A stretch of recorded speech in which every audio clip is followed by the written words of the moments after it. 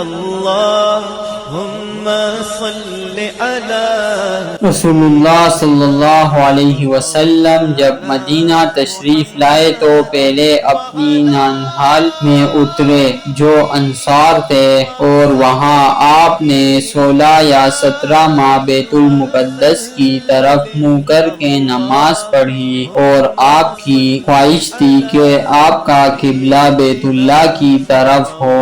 جب بیت اللہ کی طرف نماز پڑھنے کا حکم ہو گیا تو سب سے پہلے نماز جو آپ نے بیت اللہ کی طرف پڑھی عصر کی نماز تھی۔ وہاں آپ صلی اللہ علیہ وسلم کے ساتھ لوگوں نے بھی نماز پڑھی۔ پھر آپ کے ساتھ نماز پڑھنے والوں میں سے ایک آدمی نکلا اور اس کا مسجد بنی حارثہ کی طرف گزر ہوا تو وہ لوگ رکوع میں تھے۔